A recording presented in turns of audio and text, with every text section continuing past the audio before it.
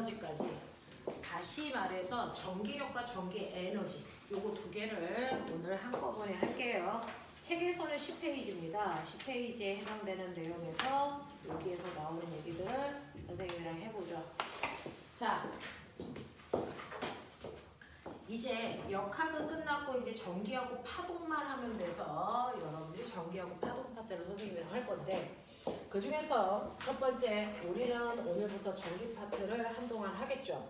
자, 우리는 쉽게 뭐 하냐면 우리가 뭐라 그러냐면 전기를 발생시켜주세요 이렇게 해요.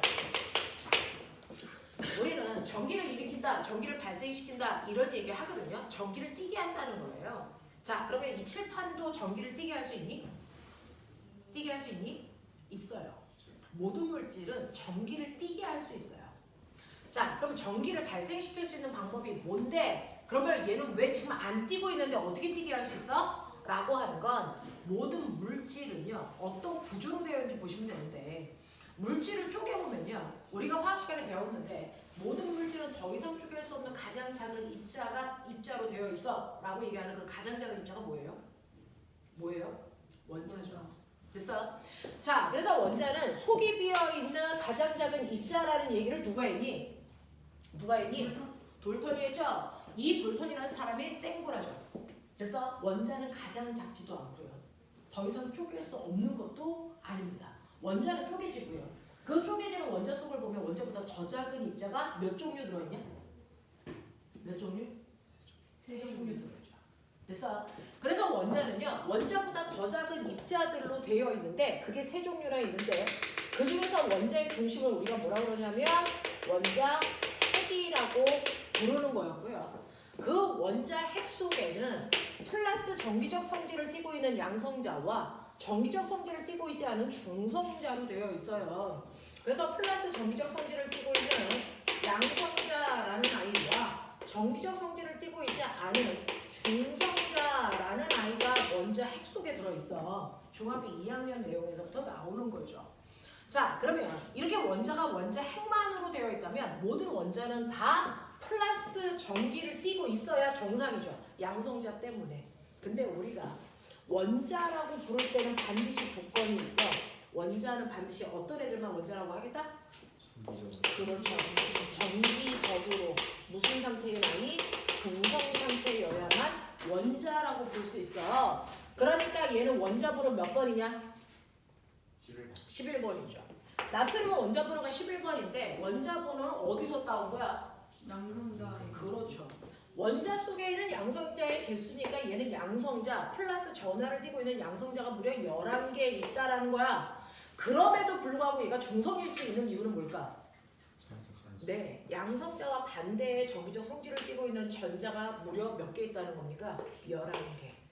됐어? 그래서 플러스와 마이너스가 서로 상쇄되는 힘들을 균형 있게 갖추고 있기 때문에 얘는 플러스도 마이너스도 아닌 정기적으로 무슨 상태야? 정기적으로 중성인 상태야. 그래서 얘를 원자라고 불러 라고 얘기한 거잖아. 됐죠? 그러니 원자핵 속에는 플러스 성격을 띠고는 양성자가 있지만 사실은 바깥쪽에는 마이너스 전기적 성질을 띠고 있는 누구도 있다? 전자도 있다. 그래서 모든 물질은 중성인 상태를 띠지만 그 안에 전기적 성질을 띠고 있는 아이가 없는 게 아니고 두 개가 다 들어있다는 거야. 자, 그러면 이런 원자로 되어 있는 아이들에서 전기를 발생시키려면 어떻게 하면 돼?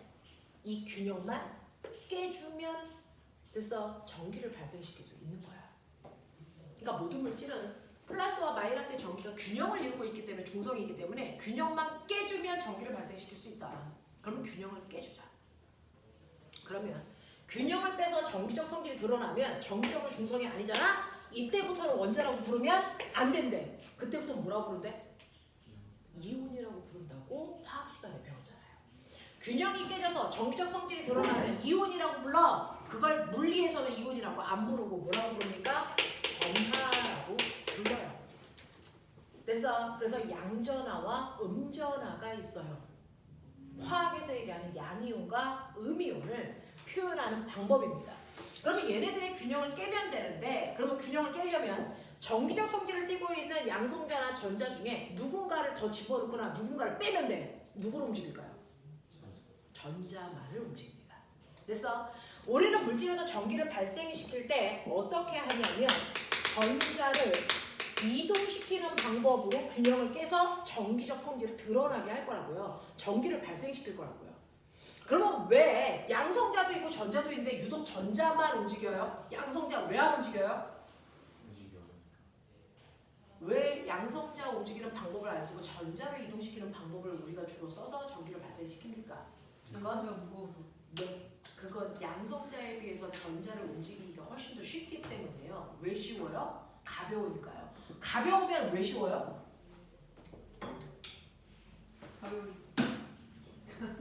가벼우면요. 같은 크기의 힘을 주더라도 가속도가 뭐합니까? 그렇죠. 그래서 잘 움직인다는 표현입니다. 그래서 잘 움직인다라는 건 가속도가 크다는 얘기다. 왜? 질량이 작으니까. 알겠어? 그래서 우리는 질량이 작은 전자를 이동시키는 방법으로 전기를 발생시킬 거야. 이겁니다. 그죠? 자, 그래서 우리는 원자 속에 있는 전자를 한쪽으로 이동시키면서 전기를 발생시킬 건데 그러면 전기를 발생시킨다는 건 전자를 이동시킨다는 거구나. 됐죠? 네. 근데 그 전자를 이동시켜서 그 새끼를 어떻게 할 거야? 내가 여기 있던 전자를 여기로 이동시켰어. 그래서 그래놓고 이 전자 어떻게 할 거야? 여기에 그대로 정지시킬 거야? 아니면 계속 움직이게 할 거야? 이거에 따라 전기의 종류가 두 종류가 나눠요. 그래서 전자를 이동시켜서 불균등하게 한쪽은 플러스 마이너스를 띠게 했어. 그리고 나서 그 이동시킨 전자를 어떻게 할 거야? 그 지점에 정지시킬 거야. 전자를 이동시킨 후에 정지시켜놓고 전기적 현상을 발생시키는 걸 우리가 뭐라 그러니? 정지된 전기. 이게 정전기죠. 그래서 정전기라는 건 전자를 정지시켜놓고 전기를 발생시키는 거야. 자, 그러지 않고 전자를 한쪽 방향으로 계속 흐르게 하고 전기를 띠게 하는 건? 그렇죠. 전자가 흐른다? 그걸 전류라고 하는 거야. 그래서 중학교 2학년 때는 정전기와 전류라는 두 가지를 다 배운 거예요. 이렇게 되는 건데. 자, 그러면 이때 정전기를 발생시킬 수 있는 방법은 뭐야? 전자를 한쪽으로 쏠리게 해서 거기에 전자를 고정시켜 놓을 수 있는 방법. 이거 배웠죠? 정전기를 발생시킬 수 있는 방법은 두 가지가 있다. 그중 하나가 마찰전기다. 됐어.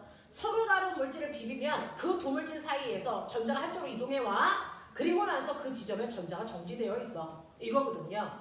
그래서 마찰을 이용해서 정전기를 만들 수 있대요. 마찰 전기. 또 하나는 그렇죠. 정전기. 이 두 가지 방법으로요. 나는 전기를 발생시킬 수 있답니다. 됐니? 자, 그럼 마찰 전기를 일으키는 방법. 어떻게 하면 마찰 전기 생겨? 비벼요. 그쵸. 근데 지금 너처럼 오른손바닥과 왼손바닥을 비비면 저기 생겨 안 생겨? 이게 안 생겨요. 그러니까 조건이 하나 붙어요. 어떤 애들끼리 비벼라? 서로 다른 물질끼리 비벼라. 이겁니다. 그래서 마찰 전기를 발생시킬 때는요. 반드시 서로 다른 물질끼리 마찰시킬 때만 마찰 전기가 생겨. 그러면 반드시 다른 물질이어야 되는 이유가 있겠죠. 뭘 것 같아요? 뭘 것 같아요? 이제 전화가 한 물질에서 다른 물질을 움직여야 되니까. 같은 물질이면 한 물질에서 다른 물질로 안 움직이는 이유가 뭘까요? 왜냐면 그 전화를 띄고자 하는 그 의지가 똑같으니까. 의지가 똑같으니까. 그 의지가 뭘까요? 기억이 안 나요. 에너지. 사실은요. 원자 핵 속에 양성자가 바깥쪽에 있는 전자를 잡아당기는 이 안에서 뭐가 작용합니까? 전기력이요. 그래서 그 전기력 중에 나트륨은 양성자가 11개에서 전자를 잡아당길 수 있는 능력이 생길 거고 칼슘은 양성자가 20개가 있어서 전자를 잡아당기는 능력이 생길 거죠. 그걸 우리가 전기력, 그걸 속박의 에너지 이렇게 표현한단 말이야. 그러니까 전자들은 이렇게 원자 핵에 의해서 속박당해서 밖으로 못 나오고 있거든요. 근데 이 나트륨 같은 경우는 안쪽으로 잡아당길 수 있는 능력이 11만큼 있고요. 얘는 됐어. 전자를 잡아당기는 능력이 20만큼 있다고 치자.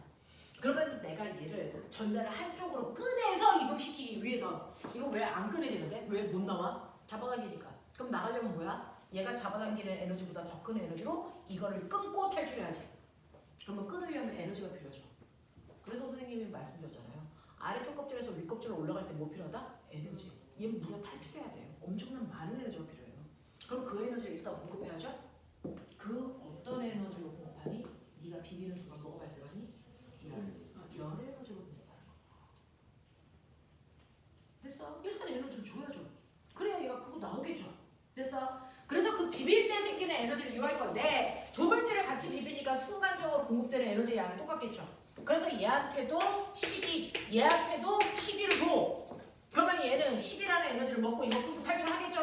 얘는 10이라는 에너지를 줘도 탈출하니 못하니? 못하죠. 그러니까 탈출한 전자가 일방적으로 이렇게만 갈 수 있죠. 그러니까 얘는 전자를 잃어서 플러스 양이온이 되는 거고요. 얘는 전자를 얻어서 음이온이 되는 겁니다. 근데 이 물질이 같으면 의지가 같아. 서로 끊고 가려는 의지가 같아. 얘도 끊었어, 얘도 끊었어. 서로 한 놈 일로 갔는데 한 놈 일로 와. 전기 뛰어 안 뛰어? 안 뛰어. 온도만 올라가. 이렇게 되는 거야. 되겠어? 자, 그래서 반드시 서로 다른 물질이어야 전자를 잡아당기려고 하는 그 능력이 다르기 때문에 전자가 한 방향으로 이동할 수 있어요. 이렇게 양방향으로 가는 건 의미가 없습니다. 알겠죠? 그래서 전기를 발생시킨다는 건 전자를 한 방향으로 이동시켜야 된다는 얘기다. 일방 통행시켜야지 전기를 띠게 할 수 있다. 양방으로 가면 안 된다는 거야. 그러니까 반드시 서로 다른 물질끼리 비빌 때만 전기를 띠게 할 수 있어 라고 하는 거죠. 그래서 우리는 일반적으로 머리카락의 책받침이라고 하는 플라스틱을 비빕니다. 머리카락으로 책받침을 비비면 머리카락에 있던 전자들이 책받침 쪽으로 일방적으로 이렇게 움직여가요. 그러면 전자를 얻은 책받침은 마이너스 전하를 띠게 되고요. 머리카락은 플러스 전하를 띱니다. 그래서 둘 사이의 정전기적 인력 때문에 머리카락이 끌려가려고 뜨는 겁니다. 됐죠? 네. 이런 식으로 해서 비벼서 전기를 띠게 되는 현상, 전기를 띠는 현상을 멋진 말로 못 했다? 대전. 전기를 띠는 걸 대전됐다? 그럼 거꾸로 전기적 현상을 잃는 건 방전. 방전됐다. 대전, 방전.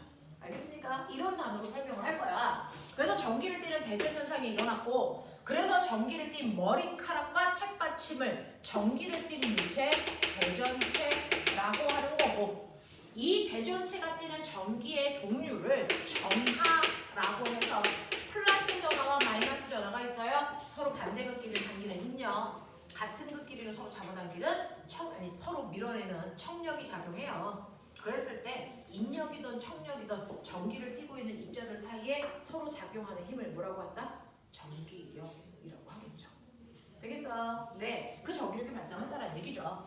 그래서 이렇게 마찰을 통해서 우리가 정전기를 만들어낼 수 있어요. 전자가 한쪽으로 쏠리는. 자, 그런가 하면 정전기 유도로도 해낼 수 있다. 여기 대부분 보시면 이제 중학교 2학년 올라가는 친구들이라 요번에 중간고사 시험범위입니다. 지금 하고 있는 게 중학교 2학년 중간고사 시험범위입니다. 틀려오면 뒤진다 이 생각. 물리 틀려오기만 해. 자, 이 정전기 유도는 뭐냐면 비비지 않고도 정지된 전기를 만들 수 있다고요. 어떻게 해요? 전기를 띠고 있는 대전체를 전기를 띠지 않은 금속 막대 근처에 갖다 댔다고 치자. 근처에 가져갔어. 그러면 이 금속고는 전기를 띠지 않았다는 건 전기를 띤 입자가 없다는 게 아니고 양성자와 전자가 균형을 유지하고 있다는 거거든요. 이런 식으로. 됐어? 근데 마이너스 대전체를 갖다 대면 마이너스가 마이너스인 자유전자를 밀죠. 그래서 자유전자가 반대쪽으로 밀려 한쪽 끝에 얘네들이 이렇게 쏠리는 현상이 생겨. 그러면 얘는 밖으로 나갈 수 있는 인력이 없어요. 연결고리가 없으니까. 그냥 그쪽에 쏠려서 정지되어 있어. 됐어? 이렇게 되면 상대적으로 이쪽에는 무슨 전하를 띤 애들이 더 많니? 플러스 전하를 띤 애들이 많으니까 플러스 극을. 이쪽은 마이너스 전기를 띠고 있는 아이들이 많으니까 마이너스 극을 띠게 되는 거죠. 그래서 전자가 한쪽으로 쏠려서 됐어? 극이 나뉘어지게 됩니다. 자, 이런 식으로 해서 대전체를 갖다 대서 전자를 한쪽으로 쏠리게 해서 전기를 띠게끔 하는 거, 이걸 우리가 정전기 유도라고 한다고. 그래서 이 정전기 유도는 자유전자가 한쪽으로 쏠리는 금속 상태에서 나타나는 현상이야. 그러면서 칠판에서도 그래서 저런 정전기 유도와 비슷한 현상 나타나요? 다시 말해서 금속 말고 비금속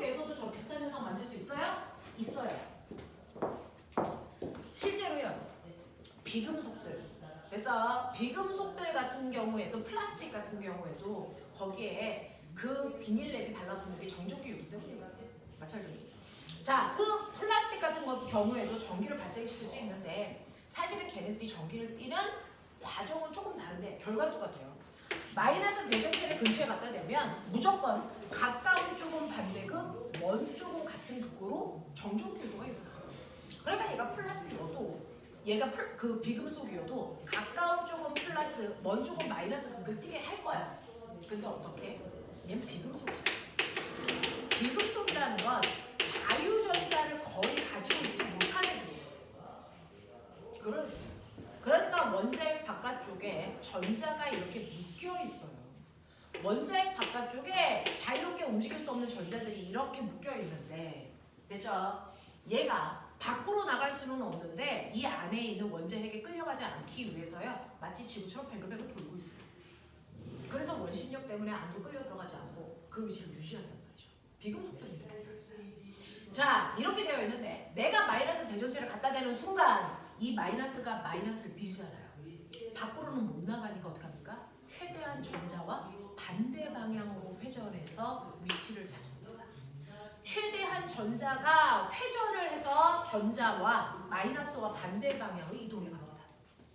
그러면 가운데에 있는 전하들끼리 지네들끼리는 힘을 상쇄시키고요. 상쇄할 수 없는 말단에 있는 아이들의 극이 드러나는 겁니다. 그래서 가까운 쪽은 플러스, 먼 쪽은 마이너스로 극이 분리돼요. 그래서 이런 식으로 금속하고 비금속도 전전기 유도를 만들 수는 있지만 그 안에서 극을 띠게 되는 과정은 달라요. 금속은 자유전자가 한쪽으로 쏠려서 극을 형성하게 되고요. 비금속은요, 전자들이 회전해서 극을 만든다.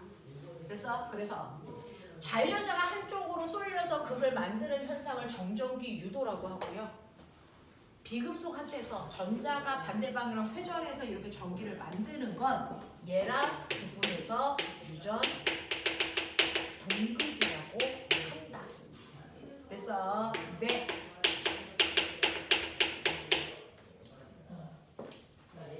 근처에 대전체를 갖다 대서 전기를 띠게 하는 건 맞지만 자유전자가 팍 움직여서 전기를 뜰 거냐? 정전기 유도. 그러지 않고 묶여있는 전자가 회전해서 전기를 띠게 할 거냐? 유전 분극. 됐어. 네. 하지만 결과는 똑같이 극을 띠는 건 맞아요. 자, 그럼 이제 생각해봐. 여기에 마이너스를 띠고 있는, 여기서 플러스를 띠고 있는 이렇게 대전체가 있다고 치자. 근데 여기에 금속인지 비금속인지 모르는 종이처럼 얇은 아이가 있어. 하나는 금속으로 만든 거고 하나는 비금속으로 만든 거야. 자, 그러면 당연히 플러스 대전체를 갖다 댔으니까 결과적으로는 가까운 쪽은 반대극, 마이너스, 먼 쪽은 같은 극, 플러스를 띠겠죠. 금속이든 비금속이든 상관없겠죠. 그러면 얘하고 얘 사이에는 서로 잡아당기는 전기력이 생길 텐데 이 전기력이 지구가 잡아당기는 중력보다 커. 그럼 끌려 올라가겠죠. 붙겠죠. 근데 기역은 붙자마자 밀려서 다시 떨어져요.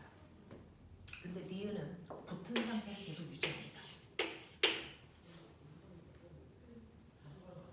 한 놈은 붙자마자 떨어질 때요. 한 놈은 계속 붙어 있어요. 누가 금속이고 누가 비금속일까? 기역이 금속, 니은이 비금속입니다. 왜냐면 금속은요, 이렇게 붙는 순간 여기에 있었던 마이너스인 자유전자가 끌려 올라가요. 이 새끼가 끌려서 막 올라가니까 여기 부분도 뭐가 되니? 플러스로 바뀌어. 순식간에.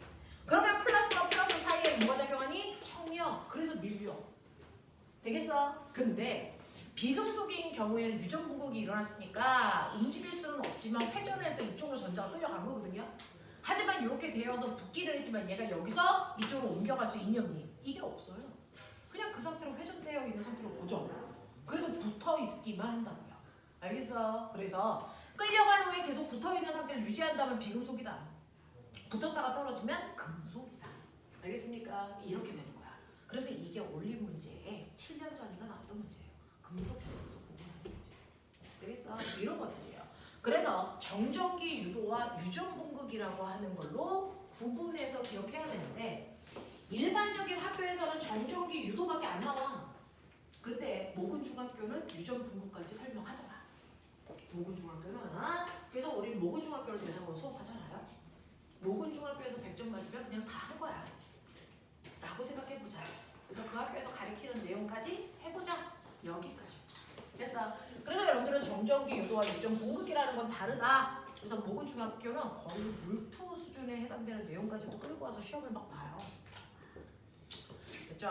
자, 그래서 이런 식으로요. 정지된 전기를 띠는 방법, 마찰전기와 정전기 유도라고 하는 두 가지 방법으로 정지된 전기를 발생시킬 수 있고요. 이러한 정전기 유도를 이용해서 만든 도구가 있다며. 중학교 2학년 교과서에 있는 거. 검전기요.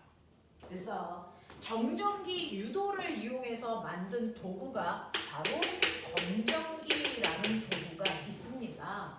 이 검전기가 정전기 유도를 이용해서 전기를 띠게 하는 겁니다. 그래서 검전기의 원리는 정전기 유도야 라고 얘기하는데, 검전기 이렇게 생겼는데요. 검전기 이렇게 생겼는데요. 이 검전기로 가기 전에 여러분들 하나만 기억해야 되는 거, 대전체가 이렇게 있어요. 여기 금속구가 있으면 이거 금속구야. 이쪽은 플러스고 자유전자가 쏠려서 이쪽이 마이너스라고 했습니다. 그쵸? 근데 금속구가 하나가 아니고 두 개를 이렇게 놓으면 얘는 어떻게 돼? 얘는 얘 때문에 정전기 유도가 일어나서 이렇게 됐어. 얘는 어떻게 돼? 쟤는 플러스. 네, 얘 때문에 정전기 유도가 다시 일어나요. 그러니까 여기가 폴리마예요. 이걸 100개를 놓든 1000개를 놓든 상관이 없어요. 됐어? 서로 유발해 가거든요. 그래서 폴마가 계속 반복. 알겠습니까? 이렇게 됩니다. 자, 그러면 이런 식으로 마이너스 대전체를 아예 붙여놓 이렇게 놓으면, 금속구 두 개를 붙인 상태로 마이너스 대전체를 놓으면 어떻게 되니? 시그는 전체가 플러스, 얘는 마이너스입니다. 왜? 전자가 쏠렸다가 붙어있으니까 갈 수 있죠? 옆으로 건너가 버려요. 됐어? 그래서 전체적으로 여기 플러스, 전체적으로 여기 마이너스 뛰어요. 이렇게 됩니다. 그랬다가요, 내가 얘처럼 얘도 전기를 띈 상태로 띄어놔? 그럼 여기가 플러스가 되겠죠? 여기가 마이너스인 상태가 유지되겠죠? 자, 이렇게 띄워놓은 다음에 이 대전체를 각각 치울게요. 그러면 얘네들의 행태가 어떨까 이겁니다. 대전체를 치우자마자 A가 어떻게 될까? 다시 원래대로 중성됩니다. 마이너스 대전체 때문에 전자가 쏠렸는데, 됐어? 없어지니까 쏠릴 이유가 없죠. 다시 흩어져요. 중성이 돼요. 얘도 중성이 돼요. 됐어? 얘 어떻게 될까요?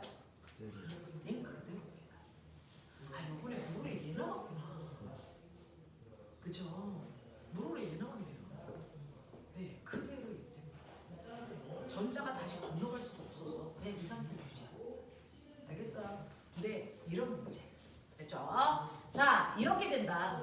자, 그러면 이러한 정전기를 이용해서 만든 검전기요. 검전기 중에서 위에 있는 아이를 금속박이라고 하시고 밑을 금속박이라고 하는데, 이해해 보시면요, 얘는요 검전기예요. 정전기 유도를 이용해서 만든 검전기라는 건데, 검전기의 한국말이 뭐냐면 정기적 현상을 검사해주는 기계. 이거 만들 거야. 그러니까 이 검전기에다가 어떤 물체를 갖다 댔을 때 이 물체가 전기 띄고 있어 안 띄고 있어? 라고 하는 대전 여부를 얘가 판단해줘. 됐어? 또 검전기에다가 근처에다가 갖다 댔을 때 이 검전기가 여기에 있는 가라는 물체에 얘는 전기 띄었는데 무슨 극이야? 라고 하는 전하의 종류도 알려줘. 또 이 가 말고 나도 갖다가 될 건데 둘 중에 누가 더 센지도 비교해줘. 됐어? 라고 하는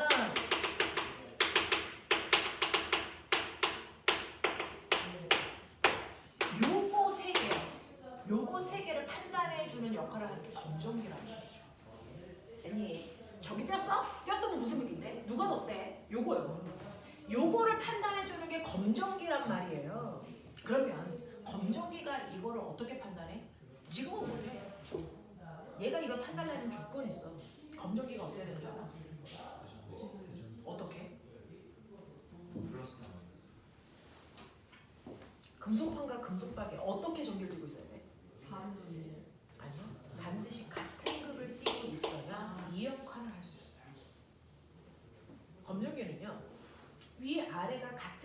발전되어 있어야 이걸 판단할 수 있는 기계 역할을 합니다. 그러면 내가 검정기를 끄려면 얘네들 같은 극으로 전기 띄고 있니? 아니죠. 중성이죠. 전기를 띄고 있잖아요. 그럼 같은 극으로 대전시켜야 되겠죠. 그 과정을 3단계로 배우는 거였죠. 됐어? 자, 이 검정기가 이걸 판단하기 위해서는 위아래가 같은 극을 띄어야 될 텐데 내가 맨 처음에 꺼내자마자 위도 아래도 중성이야. 그러면 같은 극을 띄게 하기 위해서 3가지 조작 단계를 배운다. 첫 번째요. 뭐합니까? 근처에 전기를 띄고 있는 대전체를 근처에 갖다 대고. 기억나니? 자, 그래서 근처에 대전체를 갖다 댄다. 그래서 정전기 유도를 이용했다라고 얘기하는 거야. 됐죠? 그중에서 마이너스 대전체를 갖다 댔다고 쳐. 그러면 가까운 쪽은 무슨 급? 플러스. 먼 쪽은 무슨 급? 마이너스. 같은 급이 뜨잖아. 됐어? 그래서 첫 번째는 대전체를 근처에 갖다 댔어요. 그랬더니 금속판과 금속박이 전기를 띄는데 위아래 반대극을 띄어요. 아직은 검정기로서 역할을 할 수 없네요. 그래서 그 두 번째 뭐합니까? 접지. 네, 이렇게 해놓고 두 번째 손가락을 금속판에 갖다가 붙이는 접지 역할을 한대요. 그러면 이 접지 역할이라는 건 정확하게 무슨 말인데? 구체적으로 얘기해봐. 그러니까 이제 전기적 인력의 영향을 받지 않고 있는 전하를 빼내는 역할을 해요. 그러면 여기서 누구를 변화시키는 거야? 저 밑에 금속박 쪽에 있는 전하 다 언제까지요? 중성인데. 손가락의 역할은 반드시요. 금속판을 중성으로 만드는 겁니다.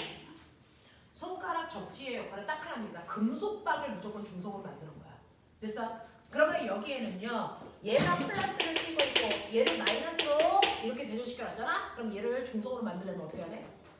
여기 있는 전자를 그래서 꺼내서 손가락을 타고 어디로 간다? 접지. 무슨 말입니까? 땅으로 보냅니다. 땅으로 보냅니다. 이렇게 여기도 지구를 밟고 있잖아요. 그래서 지면과 접촉시켜놨다는 거거든요. 지구는요. 무한대로 큰 전하를 받을 수 있는 주머니이자 전하를 줄 수 있는 주머니예요. 그래서 이 금속박에서요. 중성이 될 때까지 전자를 무한히 꺼내서 지구로 집어주는 역할을 하는 거야. 우리 몸은 전선의 역할을 해주는 거야. 그래서 만약에 여기가 플러스면요. 중성이 될 때까지 지구에서 전자가 와서 집어넣어줘요. 그래서 손가락의 역할은 무조건 금속박을 중성으로 만드는 역할을 한다. 그래서 얘 중성됐다. 응? 그럼 얘는요? 손가락은 여기 붙어있는데 이거 변해 안 변해?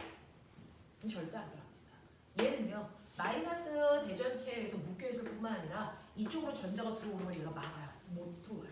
알겠습니까? 그래서 금속판은요. 그대로 플러스 전하 유지입니다. 알겠어? 그래봤자 선생님 같은 거 아닌데요? 네. 그래서 마지막 3번째. 그 다음에 어떻게 한다고요? 손가락과 대전체를 동시에 치워요. 그래서 동시에 띄워버려요. 네. 이걸 동시에 치워버리는데 이걸 동시에 치워버리면 어떤 일이 발생하냐면 느껴봐요. 플러스와 플러스 사이에 뭐가 작용할까? 서로를 밀어내는 청력이 작용. 근데 여기에 플러스가 100만 개 있다고 쳐? 지네들끼리 얼마나 밀어내는 청력이 작용하겠냐. 그럼에도 불구하고 얘가 잡아당기는 정전기적 인력이 너무 세서 도망가지 못하고 묶여있었던 거야. 그런 느낌이야. 그랬다가 여기에 있는 마이너스 대전체를 치우면 더 이상 얘네들을 묶어놓을 수가 없으니까 얘네들이 뭐하니? 흩어져요. 그럼 얘네들이 도망갈 수 있는 곳 어디니? 아래 전기를 띄지 않는 금속방으로 가겠죠. 근데 생각해봐. 여기에 묶여있는 게 플러스 전화가 1000개 묶여있다고 쳐봐. 그럼 얘네들이 흩어질 때 1000개가 다 밑으로 내려오니? 이건 바보들이죠. 어떻게 합니까? 반은 내려가고 반은 거기 있어요. 그래서 흩어집니다. 됐어? 그럼 플러스 절반인 500개는 여기 있고요. 500개는 이리로 내려와요. 그러니까 얘도 플러스, 얘도 플러스. 알겠습니까? 이렇게 됩니다. 그래서 손가락과 대전체를 동시에 치우는 순간 위에도 플러스, 아래도 플러스 그거 되게 된다. 그러면 이 경우에는 플러스가 움직이는 거예요? 아니에요. 우리는 전하로 설명하는 게 편하니까 플러스 전하가 움직여, 마이너스 전하가 움직여라고 하지만 실제로 움직이는 건 누구니까? 전자가 움직이는 거니까 여기 있던 전자들이 이쪽으로 와요. 그러면 여기는 전자들이 빠져나가니까 플러스가 세지는 거고 이쪽은 플러스가 약해져. 이런 거지만 플러스 전하가 움직인다고 설명한다. 그게 더 편하니까. 그러면 이런 식으로 해서요. 극을 띄게 돼서 결국은 위아래가 같아졌네? 이거죠. 그래서 여러분들 중학교 2학년 이미 시험을 봤던 언니 오빠들한테 물어보면 이 전기 파트에서 검정기 이거 무슨 극 띄니? 시험 문제에 엄청 나와요.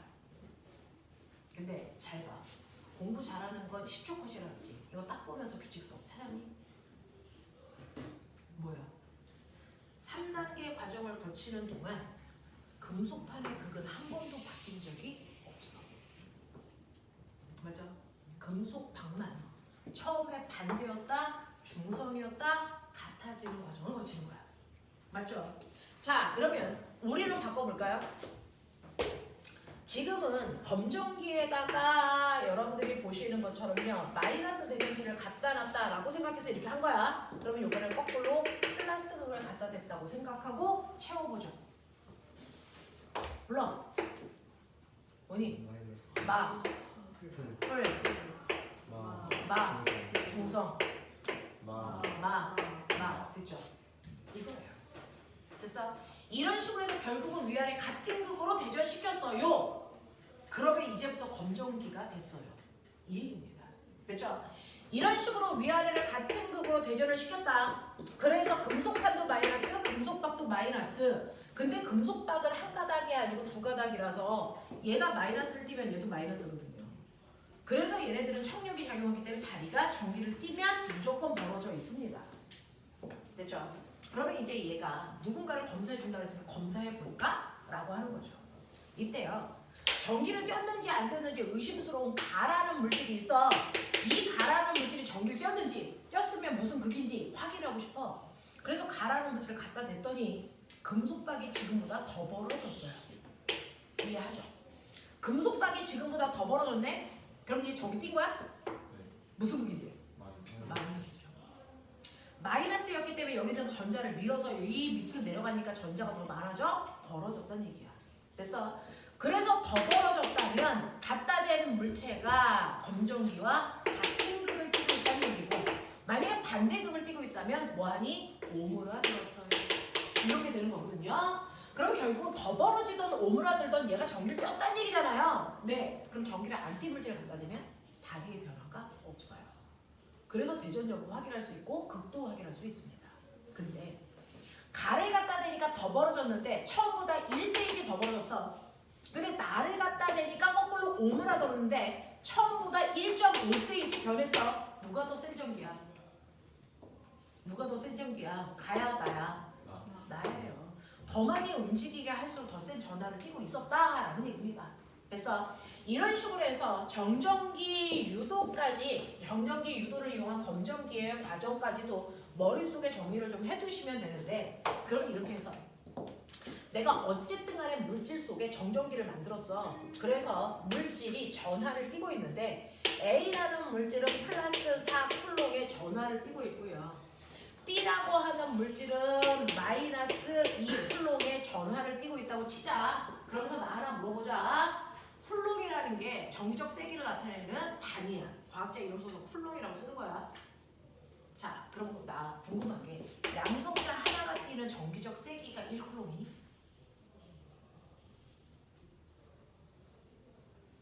사실은요.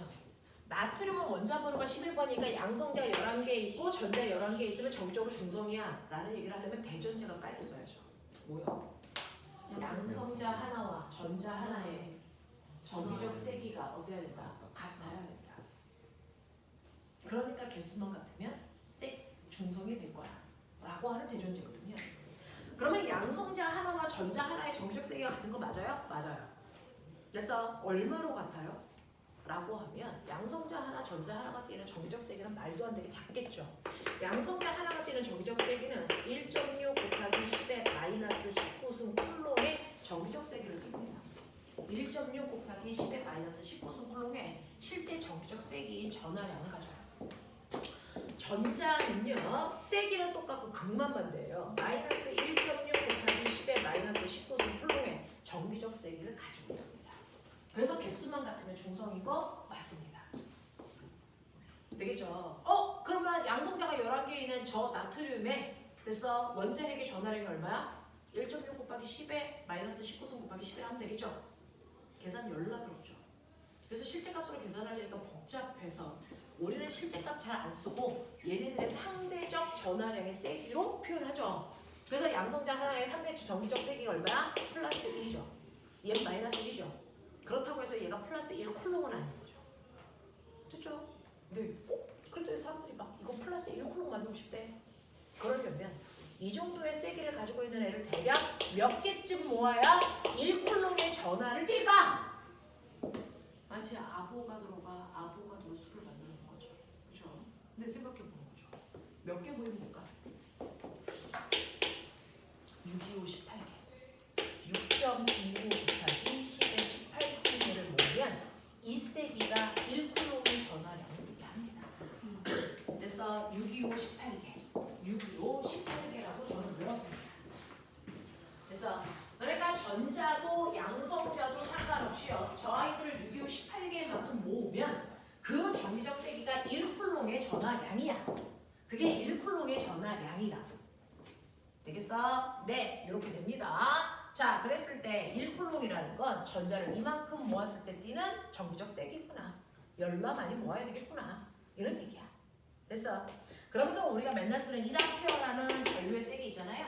그 1A는요. 전자가 움직이는 도선을 잘랐을 때 그 단면에 그래서 1초라는 시간 동안에 전자가 625, 18개 지나가. 다시 말해서 1 쿨롱의 전하가 지나가.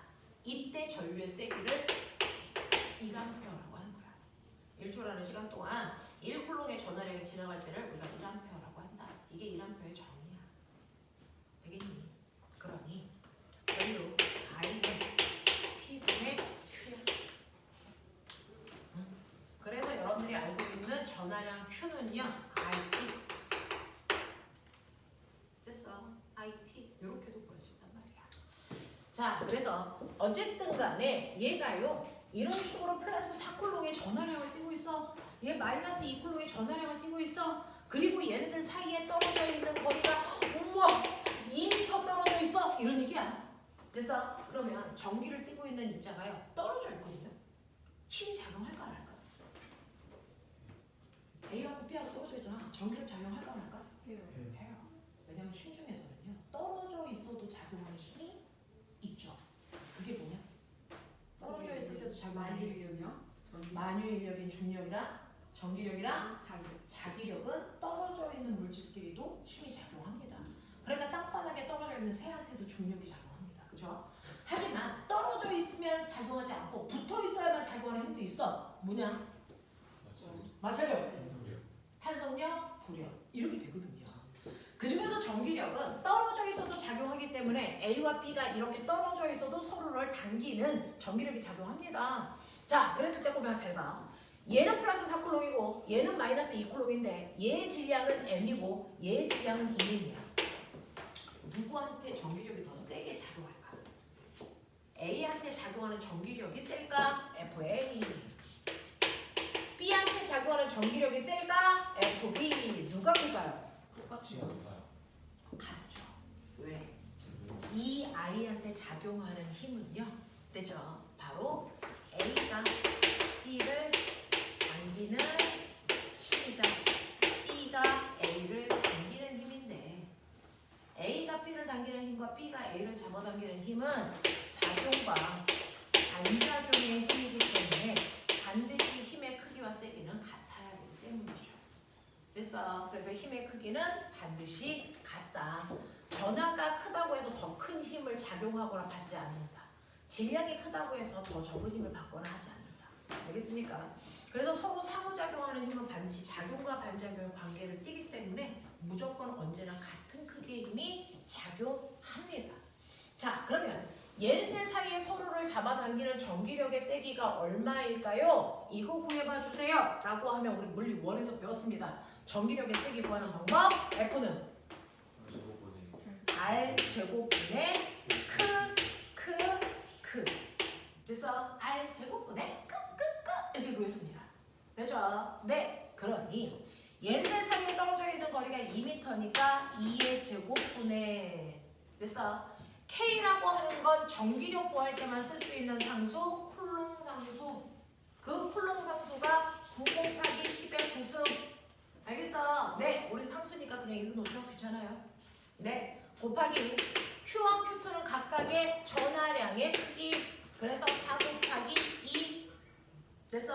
네, 이렇게 되면 여러분들이 보시는 것처럼 대략 여기에는 2N에 해당되는 힘이 작용하는구나. 쿨롱 상수 일로 놓고 봤을 때. 됐어? 이렇게 인지하시면 돼요. 그래서 A가 B를 2N의 힘으로 당기고 B도 A를 2N의 힘으로 당겨. 이런 느낌으로 보시면 된다고요. 됐죠? 그래서 이렇게 전기를 띠고 있는 입자들 사이에는 서로를 잡아당기는, 됐죠? 또는 밀어내는 인력과冲력이 작용할 수 있고요. 그 힘의 크기를 측정하는 방법이 R제곱분의 크다. 됐어? 네. 자, 그러면 그만큼의 힘으로 잡아당기는 얘가요. 만약에 마찰이 없는 면에 있으면 힘을 받죠? 그럼 뭐합니까? 이동하죠. 마찰이 없는 면에 있으면 힘 줬으니까 가겠죠? 무슨 운동할까요? 안 합니다. 등가속도 운동을 할 수 없습니다. 가속도 운동. 계속 가까워질수록 맞아요. 세지니까. 얘네들의 거리가 바뀝니다. 그렇죠? 얘네들이 이동해 오면 올수록요 거리가 달라지죠. 그러면 R제곱 값이 줄어드니까 힘의 크기 뭐입니까? 커지죠. 가속도가 커지는 운동이에요. 등가속도 못합니다. 알겠어? 이게 물을 문제였어. 전통적인 물은 이런 거 푸는 거야. 됐어? 이런 것도 계산하는 거야. 자, 이런 식으로 얘네들이 다가간다고 쳐봐. 그랬더니 선생님 얘네가 붙었어요. 예병. 전화를 띄고 있는 아이가 붙었어. 이 안에서 변화가 생길까 안 생길까? 생기겠죠. 어떤 변화가 생길까? 이제 그 각 둘 다 전화가 두 전화의 평균 값으로 같아지지 않을까요? 네, 맞아요. 실제로요. 서로 다른 물질을 접촉해도 이 사이에서 변화가 생기고 있어요. 선생님 손하고 칠판 사이에. 어떤 변화요? 열의 이동이요. 그래서 열평이 될 때까지 열이 이동하고 있습니다. 지금. 됐죠? 이렇게 어떤 물질이 가까워지고 붙게 되면 그 안에서 미친 듯이 상호작용이 일어나면서 뭔가가 변하는데 모든 물질은 다 같아지고 싶어 하거든요. 됐죠? 그래서 온도가 다르면 온도가 같아지고 싶어 하고 전하량이 다르면 전하량이 같아지고 싶어 합니다. 그래서 이 안에서 미친 듯이 전자들이 막 움직입니다. 언제까지? 극과 세기가 같아질 때까지. 그거를 우리는 뭐라 한다? 전하가 움직인다. 전하의 재배열이 일어난다. 이렇게 표현합니다. 미친 듯이 막 움직여. 자, 그래서 극과 세기가 같아질 때까지 움직일 텐데 그러면 얼마가 될 때까지 움직일까? Q1과 Q2를 더해서 반으로 나눈 평균값이 될 때까지 움직입니다. 그래서 새로운 전하량을 갖겠죠. 해볼까요? 한 놈은 플러스 4, 한 놈은 마이너스 2, 두 개 더해서 반띵 얼마 됩니까? 플러스 2. 알겠어요? 그래서 각각이 한 놈 플러스 1, 이놈도 플러스 1 이렇게 될 때까지 전하가 움직여요. 됐어? 네. 자, 그래놓고 내가 얘를 원래 상태의 위치로 돌려온다고 치자. 원래 상태의 거리만큼 떨어진 곳에 놓는다고 치자. 그랬을 때 얘네들의 전기력은 처음이랑은 달라지겠죠. 됐어? 그래서 다시 R제곱분의 그러면 아까는 전기력이 2N에 해당되는 힘이라면 지금은 전기력이 4분의 1N에 해당되는 힘이니까 처음에 비해서 힘이 8분의 1 줄었네. 뭐 이런 느낌으로 전기력이 달라집니다. 전하의 재배열이 일어나니까. 되겠어? 자, 이런 식으로요. 전기를 띤 입자 사이에는 서로를 밀거나 당기는 전기력이 작용하고 그 전기력이라고 하는 I를 R제곱분의 크크크로 계산한다. 그래서 세기 비교하시면 됩니다. 그렇죠? 자, 근데 문제는 이때 불편함이 생긴다. 뭐가 생기냐면 여기에 A라고 하는 아이가 플러스 4쿨롱의 전하를 띠고 있고요. 그 옆에 B라는 아이한테 마이너스 2쿨롱의 전하를 띠고 있고 둘 사이에 떨어져 있는 거리가 2m라고 해서 전기력이 작용하는 힘을 구했단 말이야. 근데 다 구해놓고 나니까 A는 그대로 픽스, 떨어져 있는 거리도 그대로 픽스인데 B의 전하량을 바꾼대. 마이너스 2쿨롱이 아니고요. 4분의 11쿨롱의 전하를 가지고 있는 아이로 바꿔치기 한대요. 전기력 어떻게 될까요? 바뀌겠죠. 얼마일까요? 연락에서 하면 되겠죠. 됐어. 얘를 또 바꾼대요. 33분의 77쿨롱짜리. 어떻게 될까요? 또 바뀌겠죠. 그러면 R제곱분의 크크크로 또 계산하면 되겠죠. 됐어. 하지만 연락을 불편하다.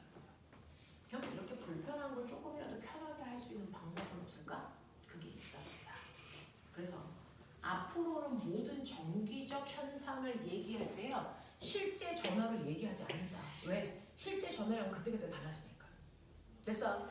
그래서 우리는 정기적 현상을 얘기할 때 실제 전하가 아니고요. 실제 전하량을 얘기하지 않고 정기적 현상은 플러스 1쿨롱이라는 기준 전하 얘라면 얼마의 힘을 받아? 얘라면 얼마의 에너지를 가져?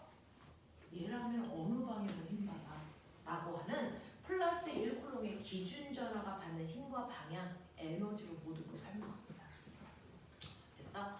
그래서 전기는 무조건 플러스 1쿨롱의 기준 전하가 됐어? 여기에 있다고 치고 전기력을 구해보면 돼요.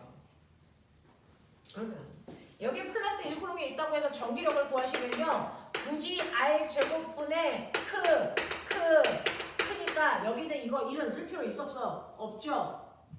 됐어? 그래서 전기력을 구할 때 R 제곱분의 크로 계산한 게 아니고 R 제곱분의 그냥 크로만 계산하면 되네. 어차피 얘는 1이니까. 맞아. 그래서 실제 전기력을 구하는 과정에서 Q라는 전원량을 1로 바꿔서 R제곱분의 크로 계산하는 게 바로 플러스 1쿨롱의 기준 전하와 주고받는 전기력이죠. 그 전기력을 실제 전하와 주고받는 힘인 전기력과 구분하기 위해서 얘는 전기력이라고 안 하고요. 플러스 1쿨롱의 기준 전하와 주고받는 힘은 전기장의 세기라고 이름 달리 부른다. 그래서 얘는 F라고 안 쓰고 일렉트로닉의 약자 E라고 쓴다. 그래서 누가 힘을 구하는 건 맞습니다. 플러스 1쿨롱에 있다고 가정해놓고 힘을 구하는 건 전기장의 세기라고 한다. 알겠어? R제곱분의 요걸로 끝내면 돼요. 그래서 네, 이렇게 해서 전기장의 세기를 구해놓으면 1쿨롱의 전하와 주고받는 힘이 1뉴턴이네. 근데 1쿨롱이 아니고 2쿨롱이면 2배 하면 돼요. 3쿨롱이면 1쿨롱일 때보다 3배 많은 힘을 받을 거니까 3배 하시면 돼요. 알겠어? 얘가 만약에 4분의 11쿨롱이면 1쿨롱의 전하가 받는 힘의 4분의 11배 하시면 되고요. 33분의 77쿨롱이면 33분의 77배 하시면 된다. 알겠어? 이런 식으로 해서 전기장의 세기를 구해놓으면 실제 전하량만 곱해주면 전기력이 나오니까 우리는 이 방법으로 구하는 게 훨씬 더 간단하더라. 그래서 여러분들이 만약에 전기장의 세기를 구해놓으면 거기다가 실제 전하를 곱한 만큼이 이 전하가 받는 실제 힘이 되죠. 그래서 F는 Q이력, 쿨롱력 이렇게 외워요. 그래서 네, 전기적 현상에 대해서 설명한 사람이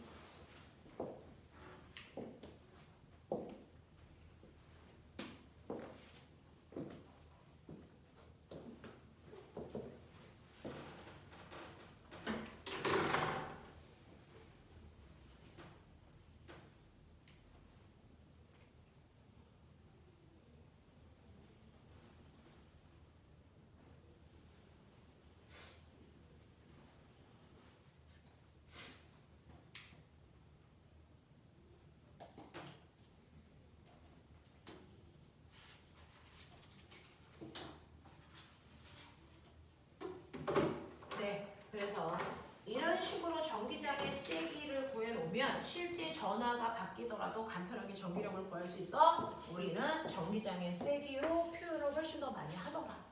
알겠습니까? 이렇게 됩니다. 그래서 전기를 띠고 있는 입자 사이에 서로를 당기거나 미는 힘 전기력 R제곱분의 크고 우리는 1쿨롱의 전하와 받는 힘을 전기장의 세기라고 해서 일렉트로닉 R제곱분의 크로 계산한다. 전기장의 세기를 알면 거기다 실제 전하량을 곱해서 전기력도 구할 수 있다. 알겠어? 네, 이렇게 되더라. 자, 그러면 어쨌든 간에 우리는 전기력이라고 하는 뭐요? 힘에 대해서 배우고 있잖아? 근데 너네 알아. 모든 힘은 다 벡터야. 그렇죠? 모든 힘은 항상 크기와 방향을 가지고 있는 벡터 값이잖아요. 그러니까 전기력조차도 방향과 크기를 가지고 있을 수밖에 없어. 그러면 여기에 플러스 전하가 있고요. 여기에 마이너스 전하가 있다고 치자. 근데 여기에 플러스 10쿨롱이든 10,000쿨롱이든 상관없는데 플러스 전하가 있으면 이 A라고 하는 플러스 전기를 띠고 있는 아이가 자기의 전기력이 작용하는 공간을 만들겠죠. 전기력이 작용하는 공간을 만들 거고 이 마이너스인 전하도 얘 전기력이 작용하는 공간들이 만들어지겠죠. 그래서 이렇게 전기력이 작용하는 공간을 뭐라고 해요? 전기장. 자기력이 작용하는 공간은 자기장, 중력이 작용하는 공간은 중력장입니다. 그래서 우리가 무슨 장 할 때 그건 공간장자 쓴 거예요. 그래서 전기장이 형성이 되는데 이 전기장 안에 여러분들이 100만 개의 플러스 1쿨럼을 뿌렸다고 쳐봐. 플러스 전을 뿌렸다고 쳐봐. 그러면 여기에 플러스 전화가 왔어요. 얘가 받는 힘은 얼마일까? 얘가 받는 힘의 방향이 어딜까? 그럼 당연히 플러스가 플러스를 밀 거고 마이너스가 플러스를 당길 거니까 얘가 받는 힘의 방향은 오른쪽이죠. 근데 똑같은 위치에 마이너스 전화가 있다고 쳐봐. 얘가 받는 힘의 방향은 왼쪽. 그러면 여기서 작용하는 전기력 방향은 어느 쪽이라고 해요? 오른쪽. 플러스 양전하고 기준. 맞아요. 그래서 우리는 여기서 플러스 전화가 받는 힘, 마이너스 전화가 받는 힘이 정반대거든요. 그러니까 어느 쪽으로 힘 방향을 결정할 거냐? 그래서 우리는 늘 기준을 잡고 걔를 중심으로 설명하면 나머지는 그것과 반대 또는 같은 방향 생각하시면 되는데 정기적 현상은 무조건 플러스 1쿨롱이라는 기준 전화를 기준으로 모든 현상들을 설명하고 표현한다. 그러니 여기에 플러스 전화가 있다고 치고 얘가 받는 힘의 방향을 전기력 방향이라고 한다. 그래서 그 전기력 방향으로요. 힘의 방향으로를 우리는 화살표로 표현할 거니까 벡터는 화살표로 그 크기와 방향을 표현할 거니까 이 주변에 작용하는 전기력 방향을 화살표로 이렇게 그려놓은 걸 전기력선이라고 한다. 전기력을 나타내는 화살표 전기력선이라고 합니다. 전기력선, 전기력선, 전기력선, 전기력선 이렇게 그려요. 됐어. 이런 식으로요. 이 주변은 다 전기력이 작용하는 공간이라서 그 공간에 작용하는 전기력 방향을 예쁘게 화살표로 그려놓은 걸 전기력선이라고 해요. 그래서 항상 플러스 극에서 나가서 마이너스 방향으로 들어가게 그리면 돼. 그럼 그때 기준 전화를 플러스 1쿨럼을 꼽으면 여기다 놨어. 이 새끼 어디로 가? 여기다 놨어. 이 새끼 어디로 가? 이것 따라 이렇게 안 간다. 그래서 여기 있으면 여기서 접선 방향 일로 가. 여기 있다면 어디로 가? 일로 가. 여기 있다면 어디로 가? 일로 가. 여기 있다면 어디로 가? 일로 가. 각각의 지점에서 전하가 움직이는 방향을 부드러운 곡선으로 연결해 놓은 게 전기력선인 것 뿐이야. 그러니까 실제로 거기다가 전하를 놓으면 전기력선을 따라서 이렇게 곡선으로 가지 않아. 그 지점에서 접선 방향으로 튕겨나가. 알겠어? 실제로는 그렇게 갑니다. 그죠? 실제로는 이렇게 튕겨나간다. 그 각각의 지점에서 아이가 가려는 운동 방향을 점점으로 세분해서 조사해서 부드럽게 연결하는 게 전기력선이다. 알겠습니까? 이렇게 돼요. 그러면 여기 플러스 전화가 아니면 마이너스 전화를 놓으면 정반대 방향 같다. 알겠습니까? 네, 이렇게 된다. 자, 그러면 전기력선을 통해서 내가 플러스인지 마이너스인지 확인했어요. 전기력선이 나가면 플러스, 들어가면 마이너스. 그럼 꼬맹아, 뿔뿔 얘네들 전기력선 그려봐. 어떻게 그리면 돼? 플러스 전화만 두 개 있어. 전기력선 그려봐. 어떤 모습이 나올까? 그렇게 나가잖아요. 둘다 나가면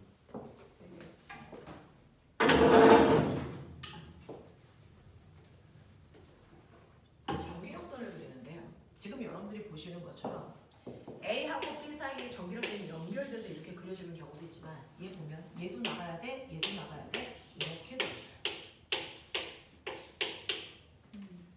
근데 이거 화살표 없다고 치자. 이거 안 가르쳐줬다고 치자. 화살표 없다, 안 가르쳐줬다고 치자. 뭔가를 좀 느껴보시면요. 얘는 전기력선이 연결되지 않았죠. 왜일까요? 왜일까요? 같은 극이라서. 얘 전기력선이 두 개가 연결되어 있죠. 왜일까요? 반대극이라서 그래요.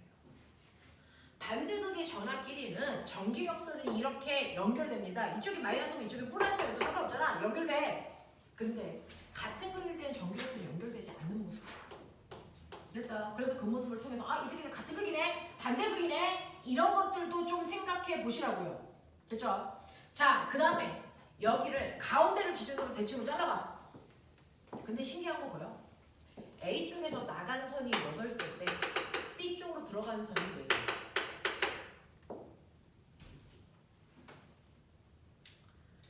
전기력선은요, 방향도 중요하지만 전기력선 사이의 간격도 중요해요. 여기는 상대적으로 전기력선 사이의 간격이 좁은 편인데 여기는 그렇게 넓죠. 이게 의미를 갖습니다. 전기력선 사이의 간격이 좁으면 좁을수록 센 힘이 작용한다는 얘기예요. 됐어요? 전기력선 사이의 간격이 넓으면 넓을수록 이쪽은 힘이 뭐하다? 약한 전기력이 작용한다. 이 얘기거든요. 그래서 이렇게 전기력선을 그려보면 그 간격이 세기를 의미할 수 있겠구나 라는 걸 이해한 거야? 그렇다면 내가요, A한테는 동그라미 안에서 전기력선을 8개 그렸을 때 간격과 4개 그렸을 때 간격이 같겠니? 다르겠죠. 어느 쪽이 더 센 전기? 8개죠. 그래서 전기력선을 많이 그리면 이 사이의 간격은 상대적으로 좁아질 거기 때문에 더 센 전기라는 뜻입니다.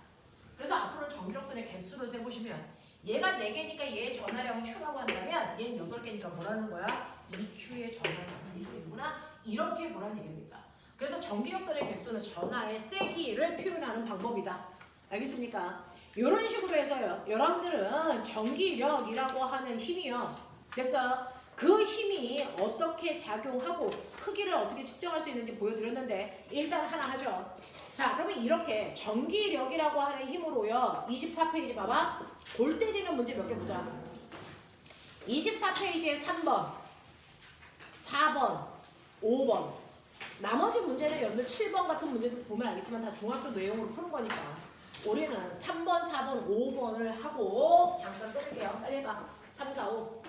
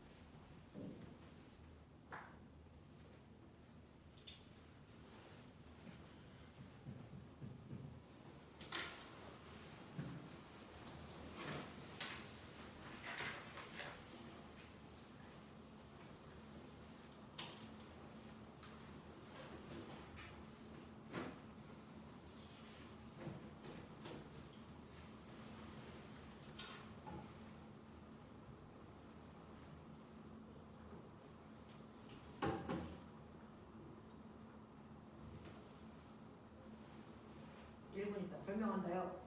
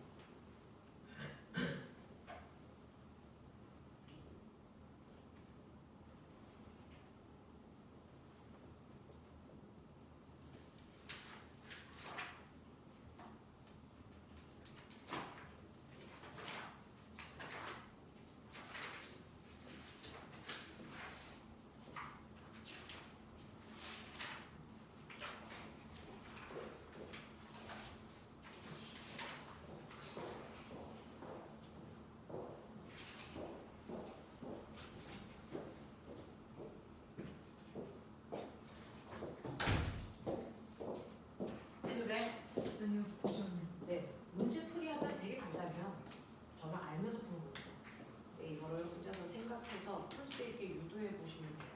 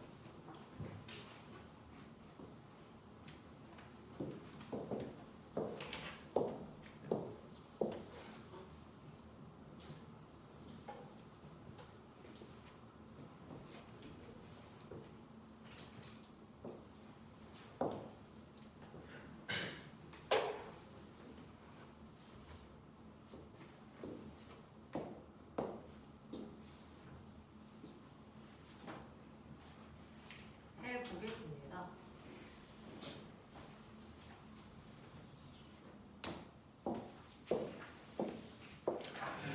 자, 3번, 4번, 5번 문제가 이 파트에서 하고자 하는 얘기들이 다 들어있는 거고요. 이거를 통해서 궁극적으로는 어떤 문제를 풀고 싶은 거냐면 28페이지 5번 풀고 싶은 거예요. 멋지죠? 이거 하고 싶은 거예요. 자, 그러면 그걸 하기 위해서 필요한 단계를 거쳐가죠. 3번 문제예요.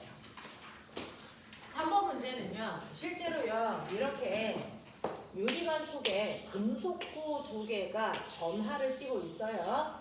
그 두 개에 의해서 여기에 금속고 A라고 하는 아이와 금속고 B가 이런 위치로 설정되어 있네요. A는 땅바닥에 붙어 있는 거고요. B는 허공에 떠 있어요. 얘네들 둘 다 저나 똑같이 Q를 띠고 있고요. 얘네들 사이의 거리가 H만큼 떨어져 있어. 이 얘기예요. 그랬을 때 이 전화량이 얼마인지 네가 알 수 있어? 이런 얘기거든요. 이거 알 수 있어요. 뭘로 알 수 있냐면 허공에 떠 있는 B요. 허공에 떠 있는 B는요. 받는 힘이 되게 단순합니다. 뭐예요? 얘가 이 자리에 정지되어 있으면 아래쪽으로 중력이라는 거 받고 있겠지만 떨어다니지 않고 거기에 정지되어 있다는 건 이것과 같은 크기의 힘이 반대 방향으로 똑같이 작용하고 있기 때문에 합력이 0됐다는 겁니다. 그 중에서 아래 방향으로 잡아당기는 건 중력이고요. 위 방향으로 잡아당기고 밀어내는 건 뭘까요? 바로 전기력입니다. 청력. 그래서 얘와 얘가 같은 플러스이기 때문에 청력 작용해요. 그 청력의 세기가 B의 질량 무게와 같아서 정지된 상태예요. 이 얘기예요. 그러니 얘가 띄고 있는 전기력의 크기 mg인데 이 전기력 어떻게 구하느냐면 r 제곱분의 크크크거든요. 얘 떨어져 있는 거리요. r 제곱분의 보이세요? 근데 크크크요. 크크크요. 됐죠? 얘도 Q고 얘도 Q니까 이 세기를 가지고 있단 말이에요. 자, 그랬을 때 얘 전하량은 얼마입니까? K는 그냥 그대로 상수값으로 놓으래요. 자, 그랬으니까 Q는 여러분들이 보시는 것처럼 K분의 mg의 루트 값에 H 요만큼의 전하량을 띄고 있겠구나 라고 하는 겁니다. 자, 힘으로 문제를 푸는 거야. 그래서 네, 자, 힘의 관계로 문제를 풀어드렸고요. 그거를 조금 더 복잡하게 본 게 4번 그림입니다. 이 4번 그림은요. 앞에서 관성력 설명할 때도 했어요.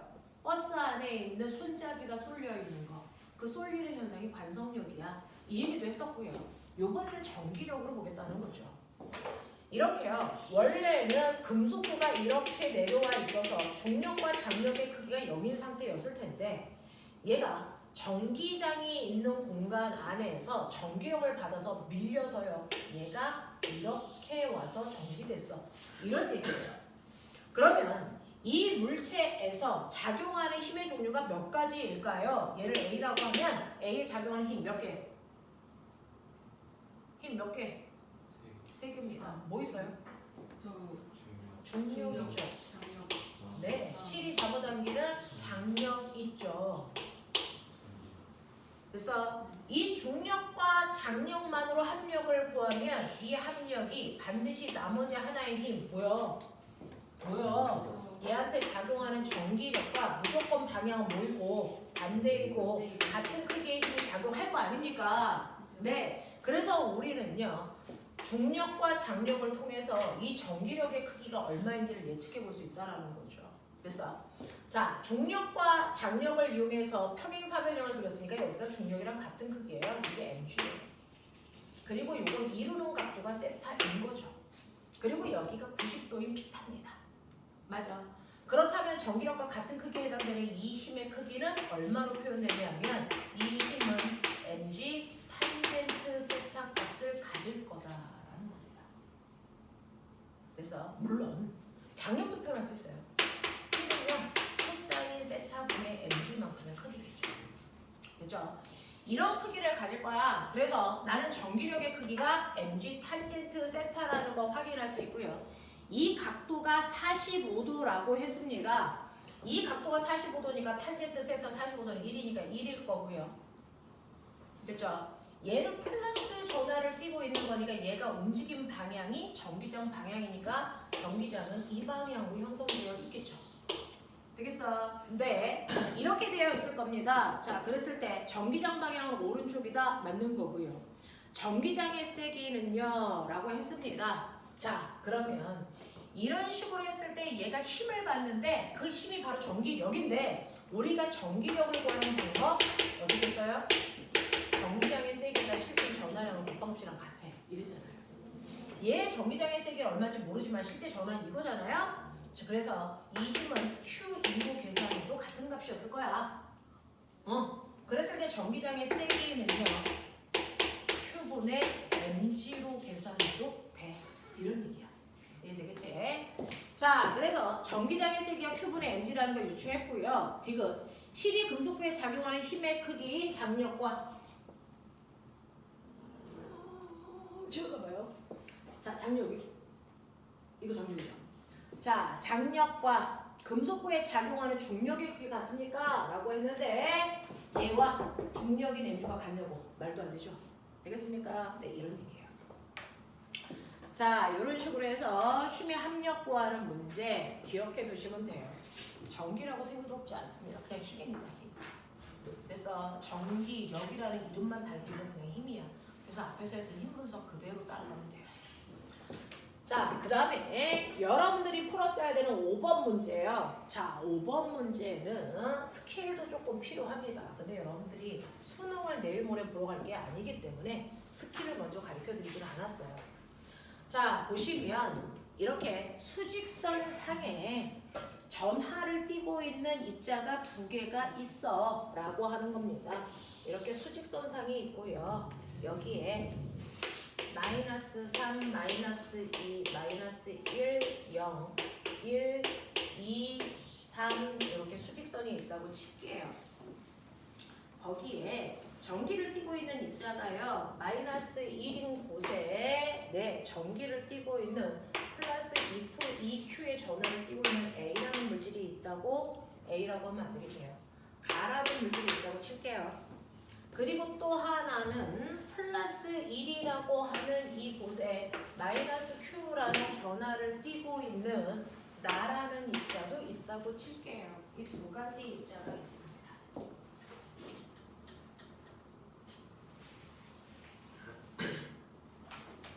이 두 가지 입자가 있는데, 됐죠? 내가 여기에다가 얘도 주변에 전기력을 발생시킬 거고요. 얘도 전기력을 발생시킬 거 아니야?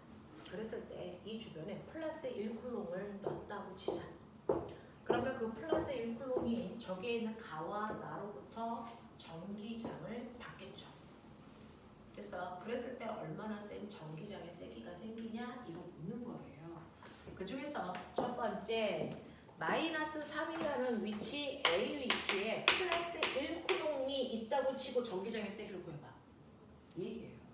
그래서 또는 B라고 하는 위치요. 여기다가 +1쿨롱이 있다고 치고 여기에서의 전기장의 세기를 구해봐. 또요. 여기에 있는 이 지점에 그래서 C라고 해놓고 여기에 +1쿨롱이 있다고 치고 전기장의 세기 구해봐 라고 하는 이런 문제예요. 그러니 여러분들은요. 각각의 지점 A 지점, B 지점, C 지점에 +1쿨롱의 전하가 있다고 치고 얘와 가나가 만드는 전기력을 구해서 합력을 구하면 돼. 자, 정신 차려. 보시면요. 가라고 하는 +2쿨롱이 있는데 여기에 +1쿨롱이 있다고 치면 플러스가 플러스를 밀겠죠. 그러니까 A는 가로부터 왼쪽 방향으로 힘받아. 맞아? 네. 그 다음에 여기 있는 마이너스는요. 여기 있는 플러스를 당기겠죠. 오른쪽 방향으로 힘받아. 이런 얘기입니다. 됐죠? 그랬을 때요. 가로부터 A가 받은 전기력의 세기는요. R 제곱분의 크크니까 두 칸 떨어져 있죠? 2의 제곱분의 K, 2Q만큼의 전기력을 줄 거야. 맞죠? 자, 여기에 있는 나가요. A한테는요. 네, 4Q, 4만큼 떨어져 있으니까 4의 제곱분의 됐죠? 보시면 얼마입니까? KQ만큼의 전기력을 줘. 그러니까 힘은 이쪽이 더 세니까 왼쪽 방향으로 힘이 작용할 거고. 그래서 힘의 크기는요. 얘는 2는 4, 얘는 4, 4, 16 통분해야 되겠죠? 16분의 8. 그래서 왼쪽 방향으로 16분의 7KQ만큼의 전기장의 세기가 생겨. 이런 얘기야. 그 짓을 B에서도 해야 되고 C에서도 해야 돼요. 각각 하는 거예요. 짤 없어요. 됐죠? 네. 그 중에서 B에서는 보시면 여기에 플러스 변화가 있다면 플러스가 플러스를 미네. 그래서 가는 오른쪽으로 힘주겠네. 나는요 마이너스가 플러스를 땡기네. 얘도 오른쪽으로 힘주겠네. 그럼 둘이 같은 방향이니까 이 두 힘을 더하면 되겠네. 이런 뜻이야. 그래서 떨어져 있는 거리는 1만큼 떨어졌으니까 1의 제곱분의 2 KQ 얘도요 1의 제곱분의 얼마입니까? KQ. 그러니까 얘는 더하시면 오른쪽 방향으로 3KQ만큼의 전기장의 세기가 작용해. 이런 얘기를 여기서도 해야 되는데 정신 안 차려! 여기 플러스 1쿨 있다고 치자. 떨어져 있는 거리가 얼마만큼이냐면 4만큼이니까 4의 제곱분의 2KQ가요. 얘는 플러스가 플러스를 밀 거니까 오른쪽으로 작용해. 자, 그 다음에 마이너스가 플러스를 당길 거니까 얘는 왼쪽 방향의 힘을 만들 건데 떨어져 있는 거리가 2니까 2의 제곱분의 KQ만큼 만들어. 힘은 당연히 이쪽이 크니까 오른쪽으로 작용할 거야. 힘의 크기요. 4, 4, 16, 2는 4. 통분하면 되니까 16분의 4. 그래서 계산하시면 얼마니? 오른쪽 방향으로 16분의 뭐 갑자기 왜? 여기가 왜 잡았어? 얼마였어? 야! 4. 집중해서 봐야지! 내가 산수했잖아! 이거 4였는데 16으로 바꾸면서 위도 4곱 뺐어야죠. 여기가 8이어야 되는 거 아니야? 그렇게 바뀌었어야 되는 거죠? 네, 그래서 오른쪽 방향으로 16분의 4KQ가 작용해? 뭐 이런 느낌이야? 오케이. 그랬을 때는 세기 비교하는 거죠. 알겠니? 이런 느낌으로 가시는 게 맞다. 그러면 이때요. 2번만 하고 끝낼게요. 자, 이제 세기는 여러분들이 통분해서 비교하시면 되고요.